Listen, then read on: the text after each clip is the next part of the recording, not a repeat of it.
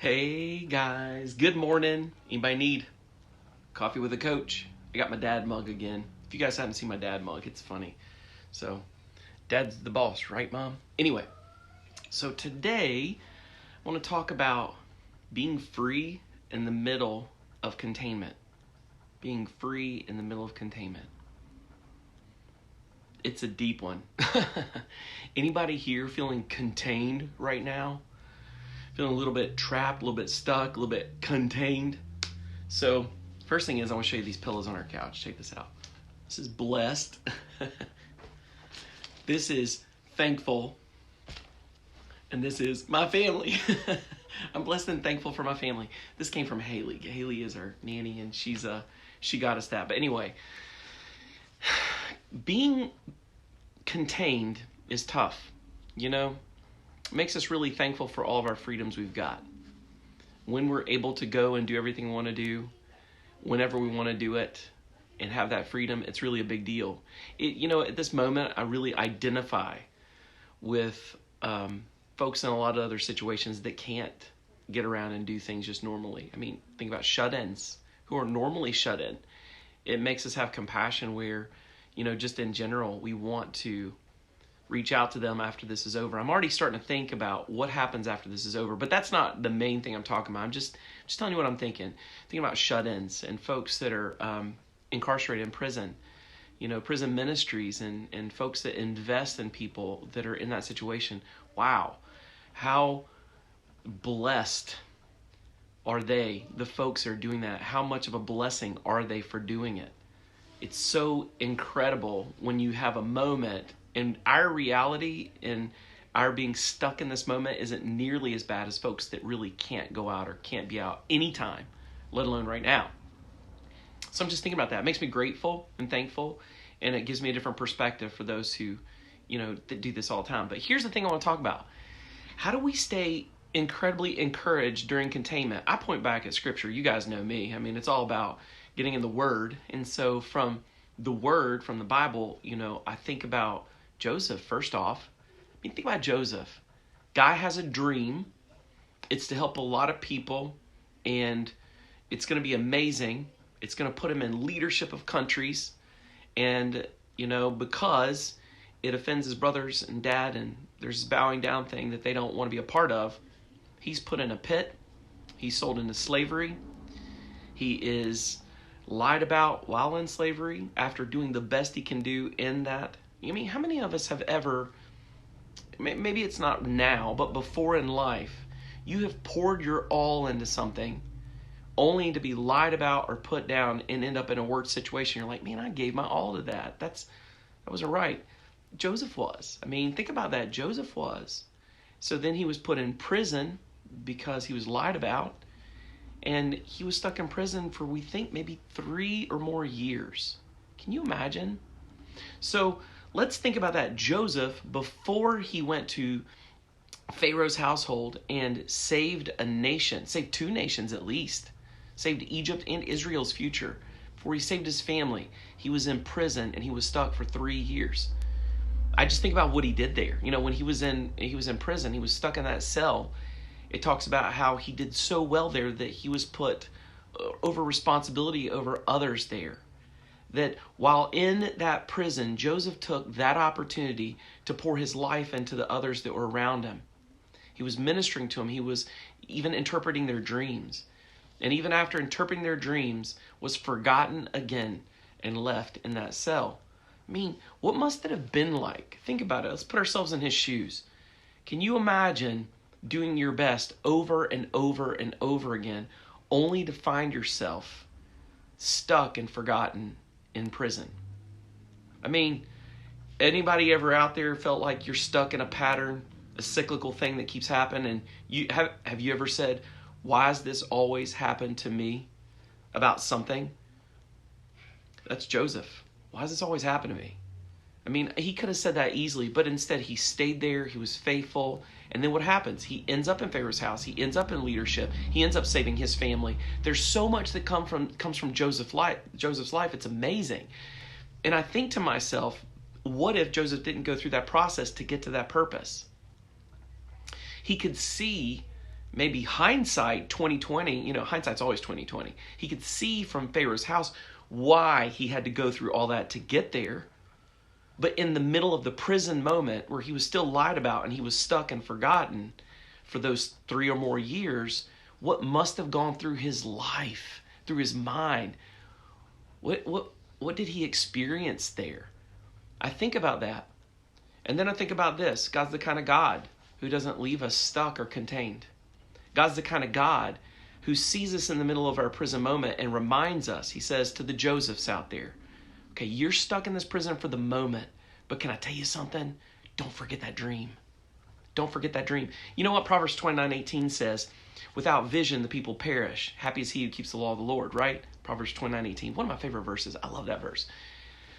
Without a vision, people perish. That's a very interesting statement. Why would God stick that in there and the wisest guy who lived write that down? Solomon wrote that down. Without a vision, the people perish. Why would he say that? Well, I kind of turned that thing around. Hey, Leona, it's good to see you on. I turned that around, and I literally think about that verse this way.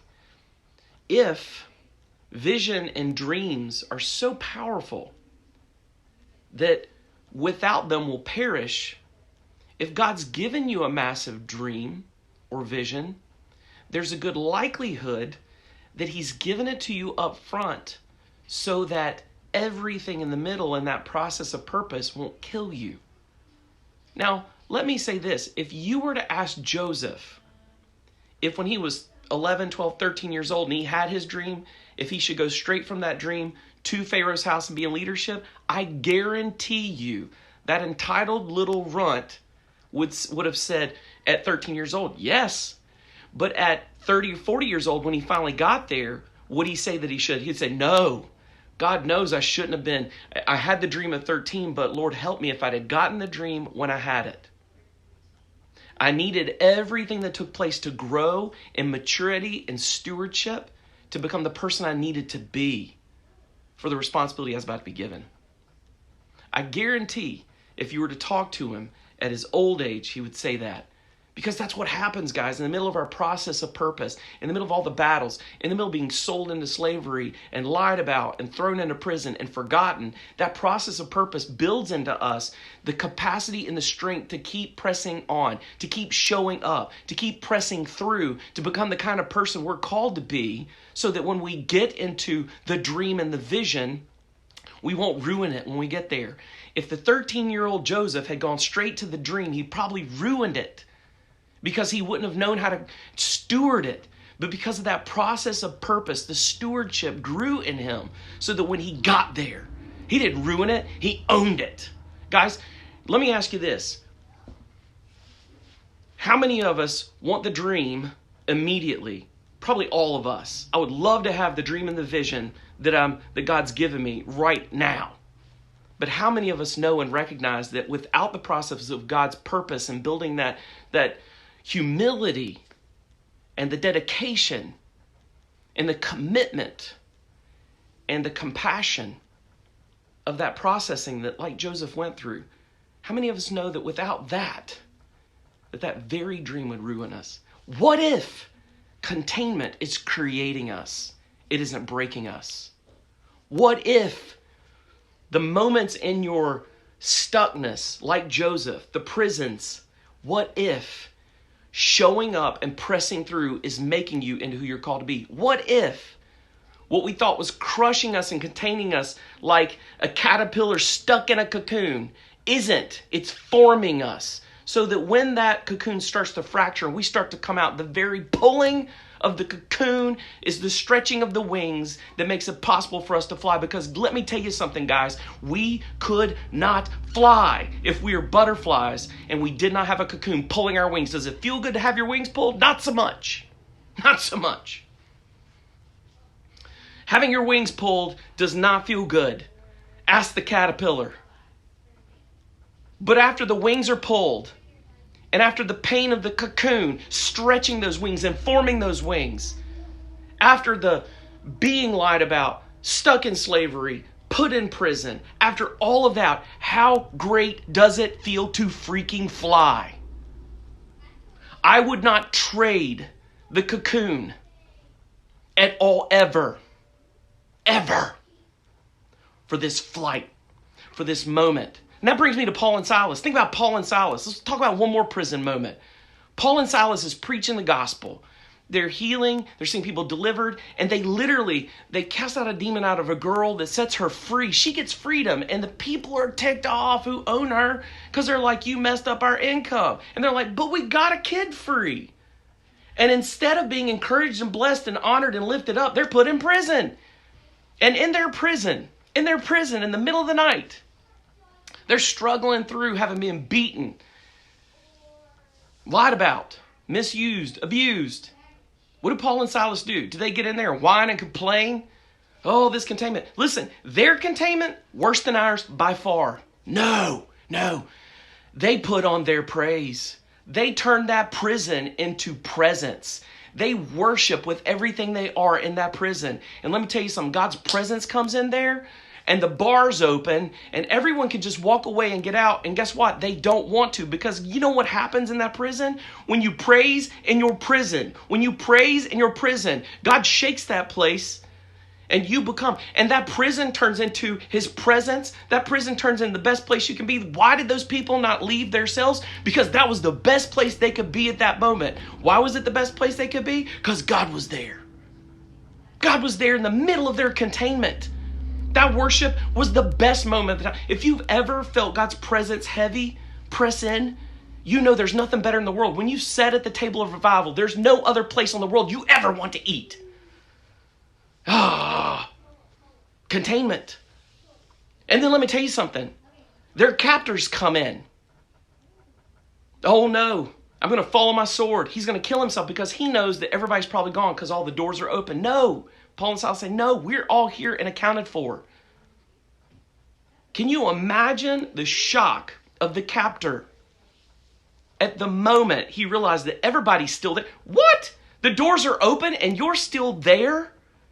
The doors are open and you're here. Why? At that very moment, an awakening happens in that captor. He realizes that even behind man's bars, those two men were more free than he was in all his Roman freedom. Boom! Because where God is, there's freedom. Where the Spirit of the Lord is, we're free. There is freedom any place, whether it's containment or not, when he is there.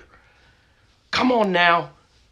How do we deal with containment? How do we have freedom in the middle of being locked in? We praise, my friends. We praise. However you got to get your praise on, get your praise on. Because he'll turn your jail into his haven. He will come and he'll be there. It's the best place you can be at that moment. And that's awesome. And then realize in the middle of it that all things work out to the good of those that love the Lord. Isn't that awesome? What a great promise in there. There was promised Joseph is extended to all of us. So that everything that's going on in the middle of this process of purpose, where we're becoming, where we're contained, where we're stuck or whatever, it may not just be this moment. There may be other things that have got us stuck in life. There may be battles we face, financial issues we face. There may be battles in relationships we face. Whatever the thing is that makes you feel stuck. What if God isn't a liar? What if it's true? What if in the middle of all the process of purpose, it's actually for your best? And what if he's working the whole thing out so that you can be fully revealed? Did you know all of earth is leaning in right now for the revelation of the sons and daughters of God? It says in the Bible, the whole earth groans in awaiting the revelation of the sons and daughters of God. That's you. That's you.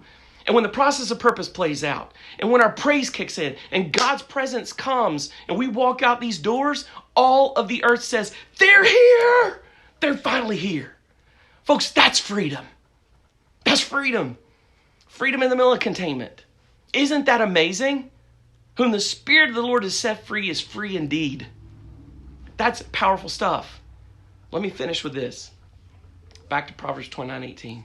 What if?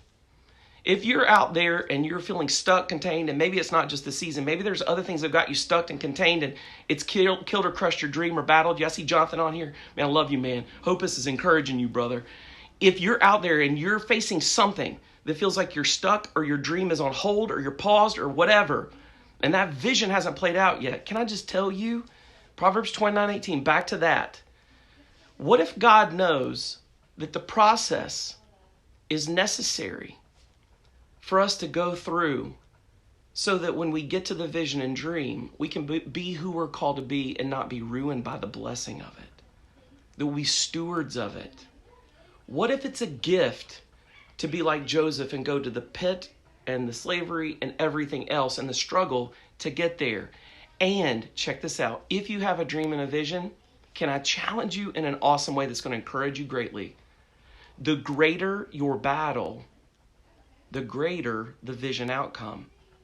And if you've got an enormous vision, an enormous dream, there's a good likelihood that he gave it to you in that season so that you would not just survive the process of purpose, but thrive. Get your eyes back on what God told you he's going to do. God is not a liar. He is not a liar. What he starts, he will finish in you. Get your eyes back on his leading and go after that vision and dream, no matter what. This process purpose, praise him. You know, what if the Israelites had praised on this side of the Red Sea when the siege was coming and they were pressed up with their backs against the water and they knew the Egyptians were going to destroy them? What if they danced on that side of the sea instead of waiting for the crossing and God's solution to dance? You know what faith is? Faith is not dancing after you've crossed the Red Sea and saying, God did it. Faith is dancing, staring at the face of your enemy and the battle and the fact that you are decimated and it's not going to happen, and saying, but God said, but God will, but God is processing me through this, you know, and looking at that thing and thinking to yourself, there's a greater miracle coming. God's about to break through. He's going to take us through this ocean. He's going to take us through the sea. We're going to be on the other side. So you know what? Before he even parts the water, I'm dancing right here. I'm dancing right here on this side because he's already come through, because he already said so. He already gave me the vision. Proverbs 29:18 is not a lie. Without a vision, the people perish. I'm going to dance here because we are not perishing. We're going through. Boom. Love you guys. Hope this has encouraged you. If this has spoken to you, share it, because let's get it out there. Containment is not what we think it is. It's creating us, not crushing us. Boom.